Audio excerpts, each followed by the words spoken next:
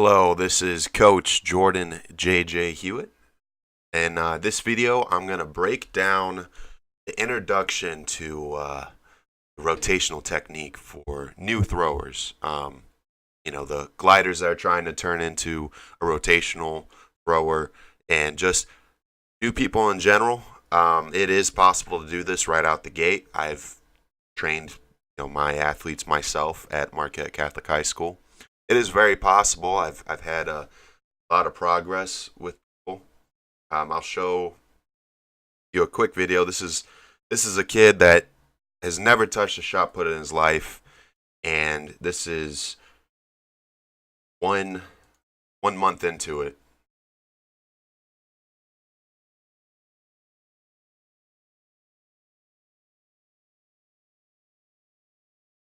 This is 1 month into his rotational training. Never touched a shot put in his life. Not the worst. He's a lot better now, of course. It's the end of the season. But yeah, it is possible. And for those gliders that might be a junior, and they're like, you know what, I can get a lot more from it, because you can. It's common physics. You're going to create more momentum. You're going to create more power. The more movement you make in this little circle versus just a straight line.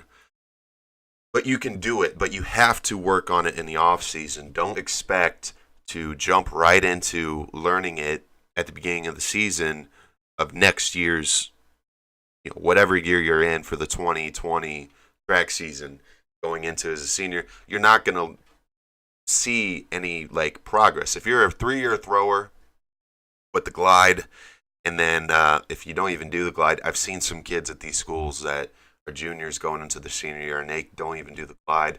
I feel very bad for them. Hopefully they see these videos. Hopefully they reach out to me, because I do training in the summer for athletes that just don't have the access to a coach. Some of them still do this little shuffle. That is a technique, but that technique hasn't been used for 100 years. That's what they started off doing in the original first Olympics. That's what they did, was this shuffle throw, and they still do it. To be honest, I kind of blame them a little bit. It's pretty easy to look up a YouTube video and kind of get the hang of things, but that's nor here or there. This is the introduction to starting to learn rotational. I will make more videos as you progress as a thrower. I'm just trying to get you to learn the basics. A lot of people can watch a video of someone throwing and have still no idea where to start learning. You can't just start throwing as a rotational thrower. You have to take steps and build up to the full throw. It's very difficult. But yeah, anyways, let me break it down for you. Again, this is a beginner's video. I will get more in depth on all the little details. I'm just trying to get basics done. Steps, all of that. So actually, when you learn this, you will learn it from the end of the throw to the beginning. So first things first, we're going to look at footing. Now, a lot of people will say, on your first step, you want to step in the middle and then step and throw. There's a little more to that. As you see when he lands here, where his feet are, I actually drew up something real quick. His feet, red, he lands here, and then he lands here for a right-handed thrower.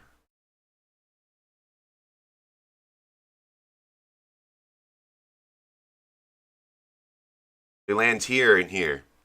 The reason for that is when this foot is right there and this foot's over here, kind of lined up here. So you can use this line as a idea on your footing. What I do with my athletes, I actually go out there and I bought big sidewalk chalk, and I put them in their stand throw form, where they would as warming up. This foot should never be here. I'll explain why.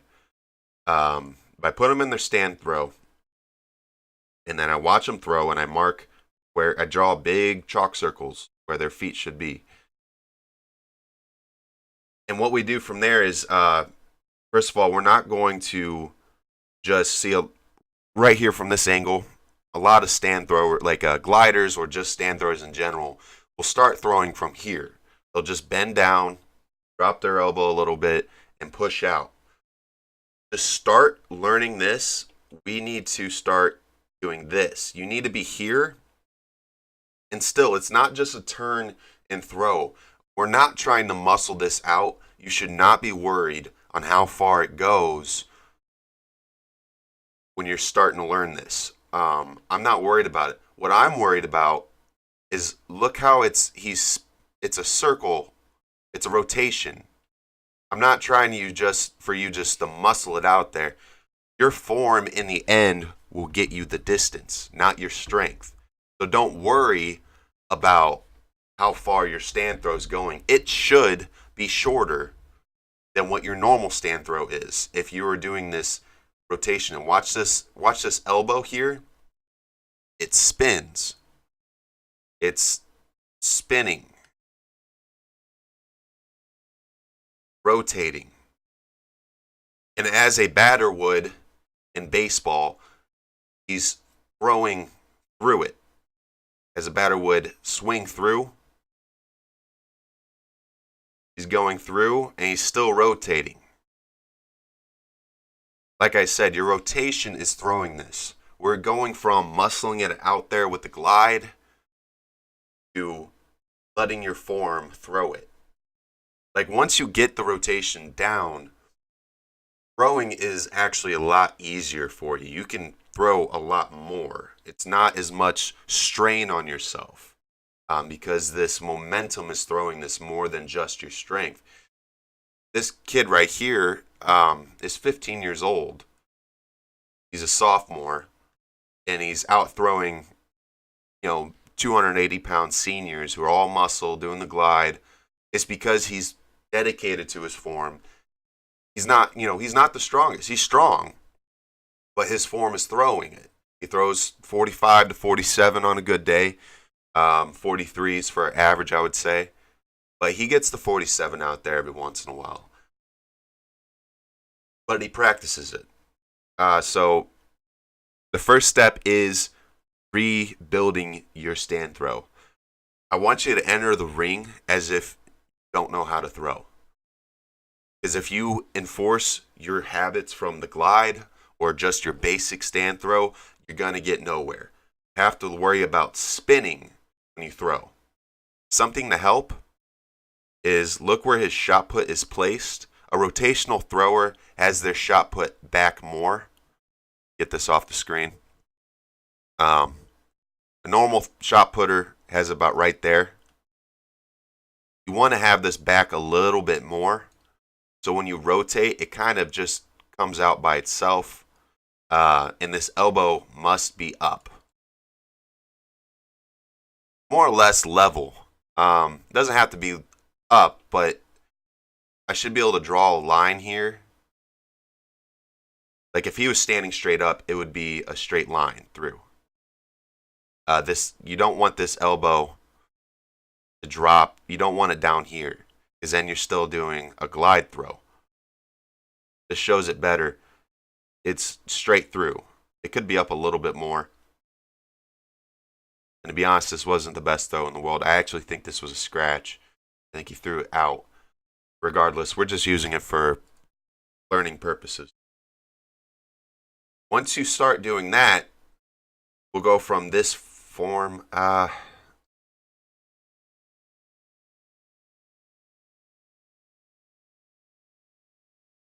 this is kind of difficult for me to show. I don't necessarily have a video for it. So imagine his foot here, this foot there, and his other foot right here, standing still, facing this way. His eyes are facing this way. He's looking this way. His body's facing this, direction. This is called the half spin. You cannot move to the full spin without being comfortable with the half spin. This half spin is where you actually start seeing some progression in your throw. Have more momentum and do it slow. But anyways, this foot will be here. And this heel, once you start, will swing all the way around. Toe's going to land here. Just like you see here. This is how your half spin will look. But imagine this foot starting here, not over here. Sorry, this is not, it's kind of hard to describe, but 2 feet will be here. This foot's there. And the foot I'm talking about, if you're a right-handed thrower, your right foot will be sitting right here. Your left foot will be sitting over here. And then you'll have your heel lead and your toe landing here. Counterclockwise. Yeah, you're going counterclockwise. So don't think it's going this way. Going this way. So let me get this off the screen. I'll draw one more. Foot here, heel. Just like it is about in the video. Watch his heel. This right there. It's leading the throw. And his toes landing. The only difference here is you're starting from here. You're not starting from here. Heel leads. And again, we're worried about, look at this rotation. His hips are going first. Actually, his toes, knees, toe, knee, hip, arm. Those toes are spinning on his toes the whole time. Remember to do that. If you have a heel on the ground, it's like having a brake. You're just hitting the brakes. You're slowing yourself down. We're rotating, not turning and throwing, rotating, and we're throwing with that momentum. We start on the half spin. Imagine starting your throw from there. You're kind of building up momentum. You have to picture it that way. I know it sounds basic, it sounds this and that, but when you're in the circle actually performing this, it's easy to forget that. A lot of athletes, when they start, that's like the hardest thing for them to understand, that we're rotating, we're not turning and throwing, using this momentum.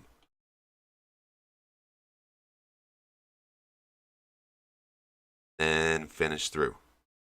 Make sure you finish through on your throw. Just continue the spin. To get an idea of what I mean,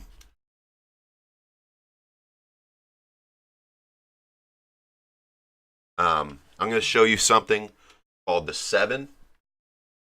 Works for left-handed and right-handed throwers.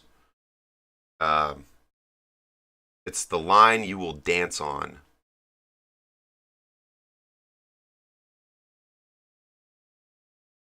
The aerial view. What am I doing? Wait a second.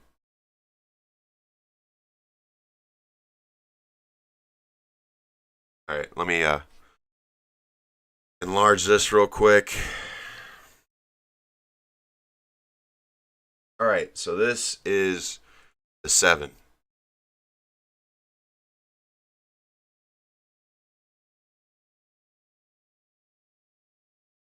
What the 7 is when you start getting a little further into rotational. This line right here is where your feet will be on the entire time.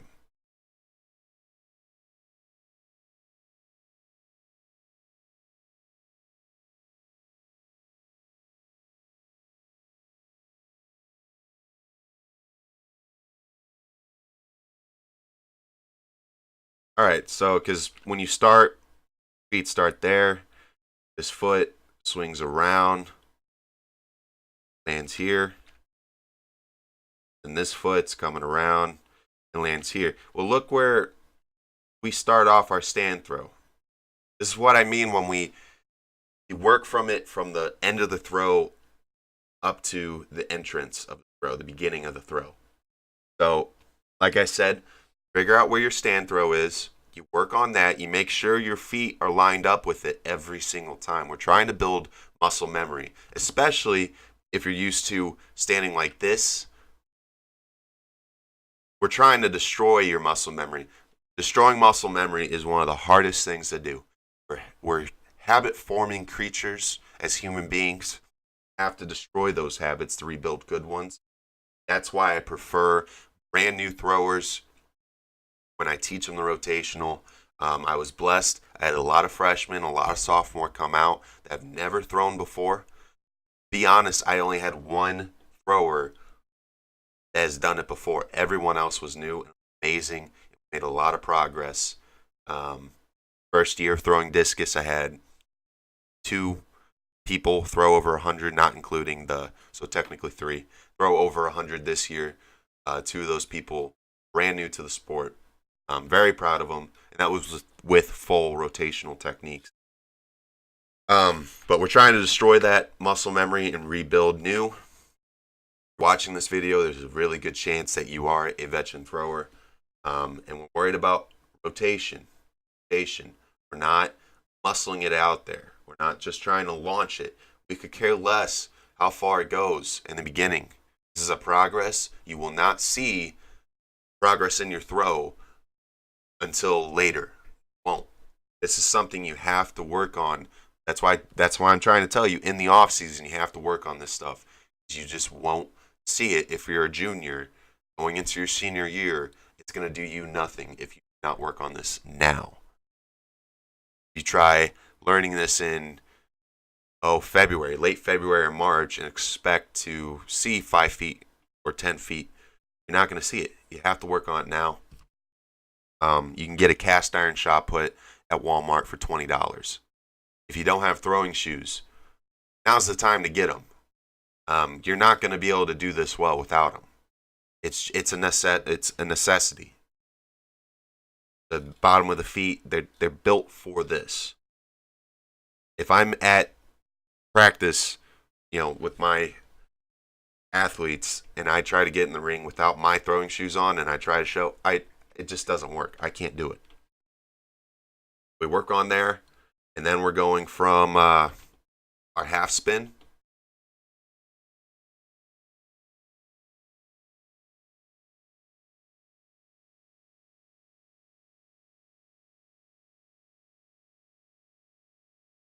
I'm going to have a little color code thing over here.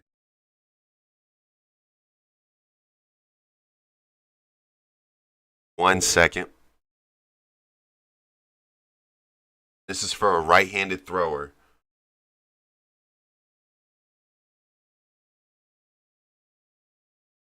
Green will be right foot, left.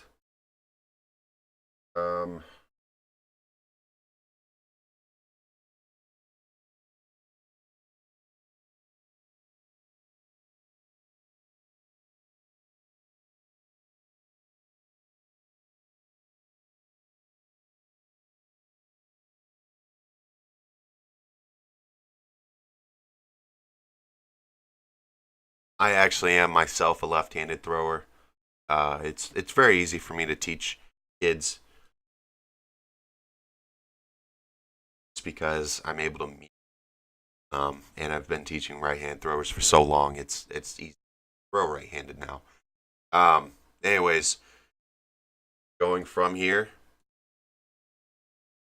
this heel is leading. Remember, this is your right foot. This is your left.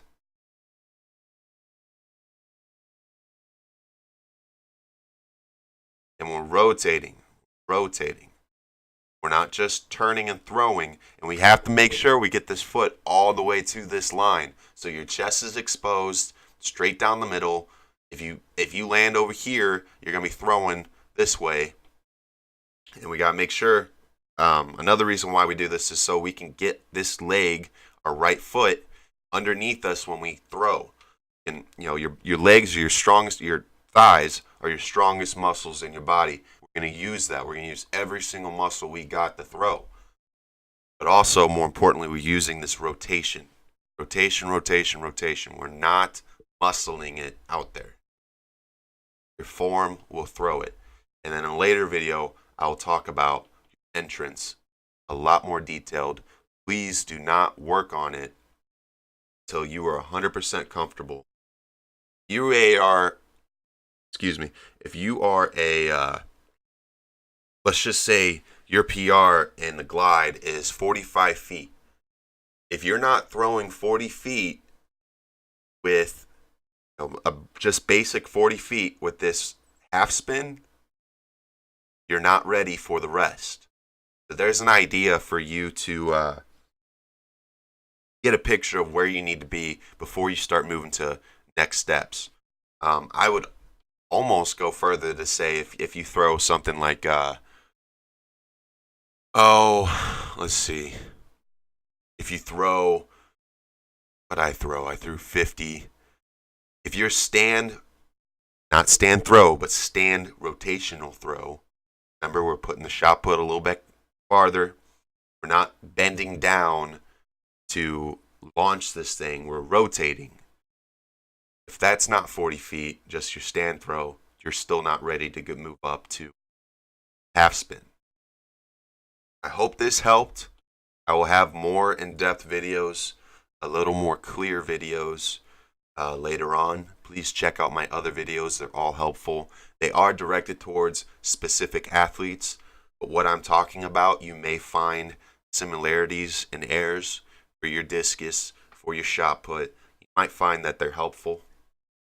Anyways, I will have better videos out in the future, more advanced, talking about, because we're still on basics, even on the next video when we're learning that part, the entrance. It may not seem like there's a lot going on there, but there is a whole lot going on there. Even once that video comes out, there is a lot more to worry about. I'm worried about elbow placement, where your hand's leading. Is your hand too far? The drop of the knee on your first spin. There's a lot going on. Don't think just after these first few videos that's it. There's a lot more. ECI. Anyways, I thought this might help you. I'll see you later in the next one.